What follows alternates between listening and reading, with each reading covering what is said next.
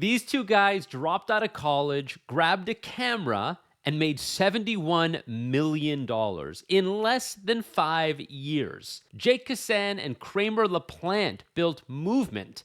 This is the watch brand that gives you a Rolex feel for a Timex price tag, and there's a ton to learn from how they did it. I'm going to tell you all about it in just a second. Before we get to it, if you're new here, my name's Jon Davids. I've helped my clients make over $200 million working with my marketing and growth agencies. You can learn more about that at jondavids.com. Of course, while you're there, get on the email list. I make content like this just to teach you, to educate you, to help you make a lot more money, build brands that get to $100 million and beyond, just like all my clients. And of course, this is free, but you got to do me a favor. You've got to like, you've got to subscribe. You got to leave a comment. I've got big goals for the YouTube channel, and I need your help to get there. Okay, let's get to the show. So rewind your clock to 2013. Jake and Kramer are roommates in college, but school's not really for them. In fact, they've been side hustling for years. So they decide to actually drop out at this point and start something together. It's all they can do because they really do not want to be in class. So they started a few things. A couple of them fail actually, but let's get to the one that actually kind of worked, and that was a watch brand. So here's the insight they had. They figured this industry hasn't been disrupted in a century, probably more than a century. And the biggest players,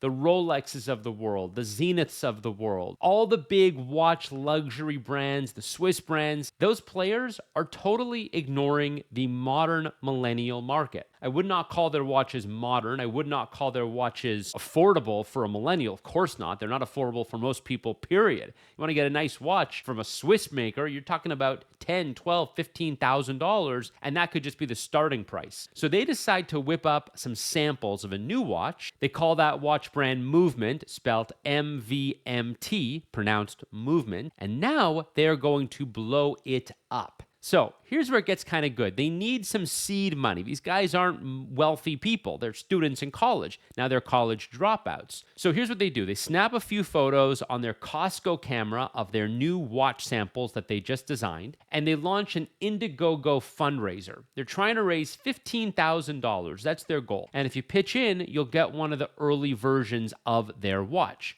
Now, here's what happens next. They actually go on a trip. So they leave their Indiegogo campaign sitting there, and they come back and they realize that they have smashed through their goal. These watches are actually kind of popular. People really want these watches. And by the end of the campaign, they have landed on $290,000. Yeah. That's a big goal. That's a big goal breaker. 15,000 to 290,000. I would say it's pretty good performance. Now here's kind of the funny part. Their parents at this point say, guys, give out the sample watches. Give the watches to the people who gave you the money. But take this $290,000, put it in the bank. Save it up. You guys just made almost $300,000. You're college kids. This should be the money that you use to build a life for yourself.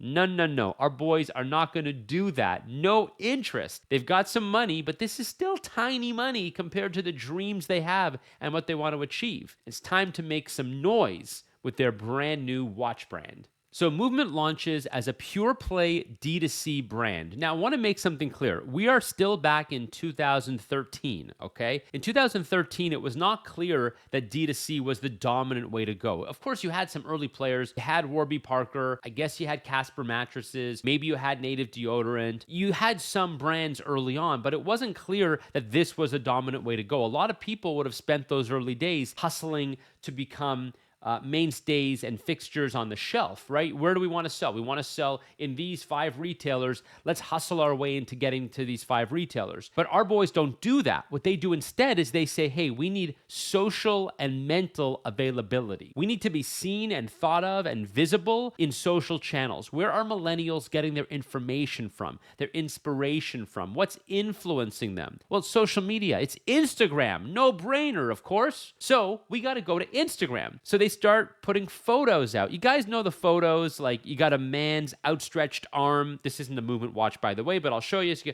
got the man's arm outstretched, and then in the background you have like the Alps or the Rocky Mountains or some beautiful mountain range, and you just got this close-up on that watch. Or you see a couple hand in hand running down Venice Beach, and again, the camera's kind of kissing their wrist. You can see their watch close up. That's the kind of visual that they're putting out. That's the visual of the movement watch on Instagram. And this thing is really selling, right? It's oozing coastal cool. It's effortlessly flawless, but still affordable. Most of these pieces, most of these movement watches are priced under $200. They're pushing an aspirational lifestyle, and you just know it when you see it, and you want to be a part of it. And that's what they're tapping into. Let's talk about growth. In the first 12 months of movement being on the market, sales hit $1 million.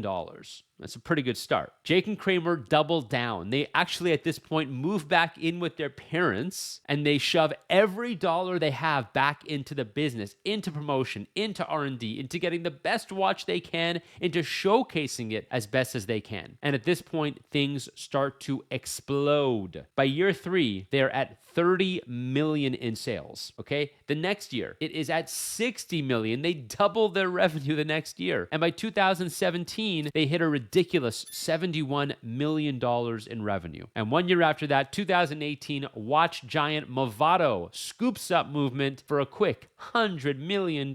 I think it was a good idea to keep going with this brand, not pocket that $290,000 on day one, but keep going, pocket $100 million 5 years later. Not bad at all. Movement is a classic story in bootstrapping success, and there's so much we can learn from how they did it, okay?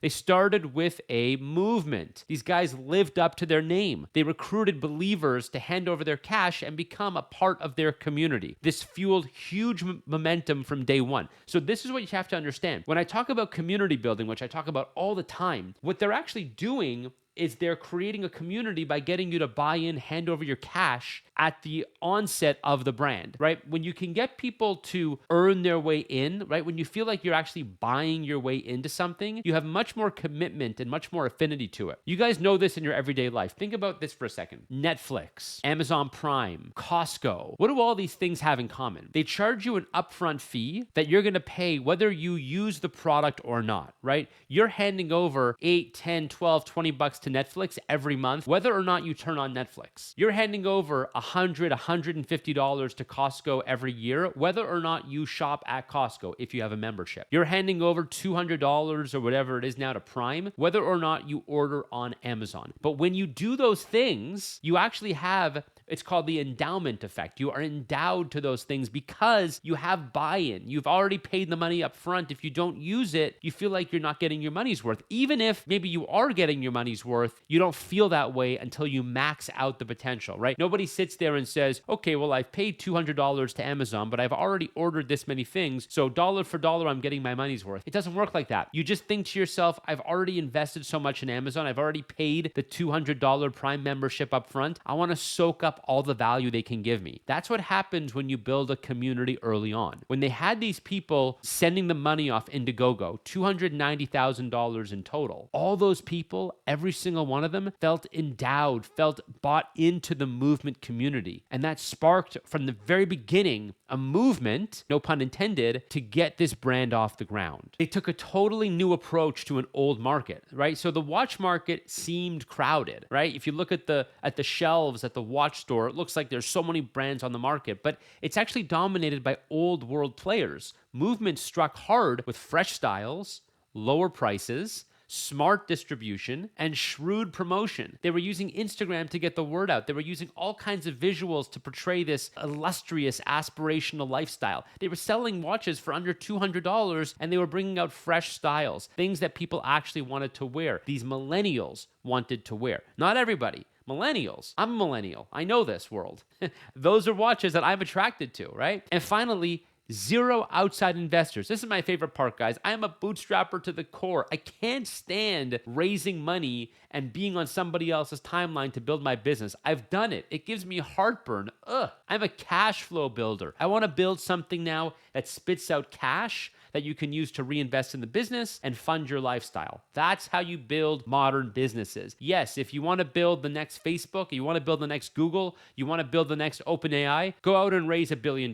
Fine, have fun, good luck. But you want to build a business that really has an impact on everyday life, on everyday people, and also a business that you can grow and scale at your own timeline, at your own cadence, without having to answer to some VC in a fleece vest in a boardroom somewhere. I'm not interested in that. My favorite part is that movement crowdfunded from the beginning. They probably didn't even need $290,000, to be fair. They probably could have done this on a lot less money than that, but they had $290,000, and then they operated lean. They moved back in with their parents. They have no shareholders and no board, and that gives you the luxury to grow at your own pace. Golden lesson, guys. Golden lesson. Start with a movement. Bring a new approach to an old market, and don't raise outside funding if you don't have to. Don't give away equity. Do not do it unless you absolutely have to. This is an awesome story and not bad for a couple of college dropouts. I want to know what you guys think. Let me know what you think of movement. Let me know what you think of the strategies in this story that I am sharing with you. Get me at jondavids.com. Of course, while you're there, get on the newsletter. And of course, wherever you are getting this podcast, remember, you got to subscribe,